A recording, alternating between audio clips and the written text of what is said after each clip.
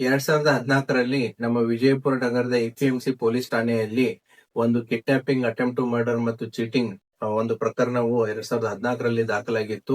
ಆ ಪ್ರಕರಣದಲ್ಲಿ ಸಂಪತ್ ಕುಮಾರ್ ಸಿದ್ದನಗೌಡ ಪಾಟೀಲ್ 31 ವರ್ಷ, ಬಾಗಲಕೋಟೆ ಜಿಲ್ಲೆ ಹುನಗುಂದ ತಾಲೂಕಿನವನು. ಈತ ಡಿಎಸ್ಪಿ ಇದಾನೆ ಅಂತಂತೇಳಿ ಪೊಲೀಸ್ ಇಲಾಖೆಯಲ್ಲಿ PSI ಮತ್ತೆ ಪೊಲೀಸ್ ಕಾನ್ಸ್ಟೇಬಲ್ ನೌಕರಿಯನ್ನ ಮಾಡಿಸ್ಕೊಡ್ತೀನಿ ಅಂತಂತ ಹೇಳಿ ನಮ್ಮ ವಿಠಲ್ ಛಾಯಾಗೋಳ ಅನ್ನುವಂತ ಕಾಕಂಟಿ ಹಳ್ಳಿಯವನು ಆತನ ಕಡೆಯಿಂದ ದುಡ್ಡನ್ನ ತಗೊಂಡಿರ್ತಾನೆ. ದುಡ್ಡನ್ನ ಕೇಳಿದಾಗ ಕಿಡ್ನಾಪ್ ಮಾಡ್ಬಿಟ್ಟು ಆತನನ್ನ ಕೊಲೆ ಮಾಡುವ ಒಂದು ಪ್ರಯತ್ನವನ್ನು ಕೂಡ ಮಾಡಿರ್ತಾನೆ. ಆ ಹಿನ್ನೆಲೆಯಲ್ಲಿ ಪ್ರಕರಣ ದಾಖಲಾಗಿ ಈತ ಬಂಧಿತನಾಗಿ ಮಾನ್ಯ ನ್ಯಾಯಾಲಯದಲ್ಲಿ ಚಾರ್ಜ್ ಶೀಟ್ ಸಬ್ಮಿಟ್ ಆಗಿರುತ್ತೆ.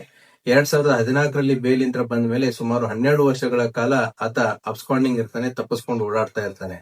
ಈತನ ಮೇಲೆ APMC ಪೊಲೀಸ್ ಠಾಣೆ ಅಷ್ಟೇ ಅಲ್ಲ, 2012ರಲ್ಲಿ ಮುದ್ದೇಬಿಹಾಳ್ ಪೊಲೀಸ್ ಠಾಣೆಯಲ್ಲೂ ಕೂಡ ಒಂದು ಚೀಟಿಂಗ್ ಕೇಸು ಮತ್ತೆ ಒಂದು ಆರ್ಮ್ಸ್ ಆಕ್ಟ್ ಅಡಿಯಲ್ಲಿ ಪ್ರಕರಣ ದಾಖಲಾಗಿ ಅದು ಕೂಡ ಮಾನ್ಯ ನ್ಯಾಯಾಲಯದಲ್ಲಿ ಟ್ರಯಲ್ ನಲ್ಲಿದೆ. ಇತ್ತೀಚೆಗೆ ತಾಳಿಕೋಟೆ ಪೊಲೀಸ್ ಠಾಣೆಯಲ್ಲಿ ಕ್ರೈಮ್ ನಂಬರ್ 121 2026 ಈತ ಅದೇ ರೀತಿ ನಾನು ಪೊಲೀಸ್ ಇಲಾಖೆಯಲ್ಲಿ DSP ಇದೀನಿ ಅಂತ ಹೇಳಿ ಇನ್ನೊಬ್ರು ವಿಕ್ಟಿಮ್ ಕಡೆಯಿಂದ ಸುಮಾರು 8 ಲಕ್ಷ ರೂಪಾಯಿ ಮೋಸ ಮಾಡಿದೀನಿ, ನೌಕರಿ ಕೊಡಿಸ್ತೀನಿ ಅಂತ ಹೇಳಿ ಇತ್ತೀಚೆಗೆ ತಾಳಿಕೋಟೆಯಲ್ಲಿನೂ ಕೂಡ ಪ್ರಕರಣ ದಾಖಲಾಗಿರುತ್ತೆ. ಆದ್ದರಿಂದ APMC PSI ಮತ್ತು ಅವರ ಸಿಬ್ಬಂದಿಯ ನೇತೃತ್ವದಲ್ಲಿ ಒಂದು ವಿಶೇಷ ತನಿಖಾ ತಂಡವನ್ನ ರಚನೆ ಮಾಡಿರುತ್ತೆ. ಆತ ಸುಮಾರು 12 ವರ್ಷಗಳಿಂದ ಮಾನ್ಯ ನ್ಯಾಯಾಲಯದಲ್ಲಿ ಯಾವುದೇ ರೀತಿಯಾದಂತಹ ಟ್ರಯಲ್ ಗಳಿಗೆ ಅಟೆಂಡ್ ಆಗಲಾರದನೆ ಕಣ್ಣ ತಪ್ಪಿಸ್ಕೊಂಡು ಓಡಾಡ್ತಾ ಇರ್ತಾನೆ. ಇತ್ತೀಚೆಗೆ ನಮ್ಮ ತನಿಖಾ ತಂಡ ಆತನ ಇರುವಿಕೆಯನ್ನ ಪತ್ತೆ ಮಾಡಿ ಈಗ ಮಾನ್ಯ ನ್ಯಾಯಾಲಯಕ್ಕೆ ಆತನನ್ನ ಬಂಧಿಸಿ ಕೊಟ್ಟಿದ್ದಾರೆ.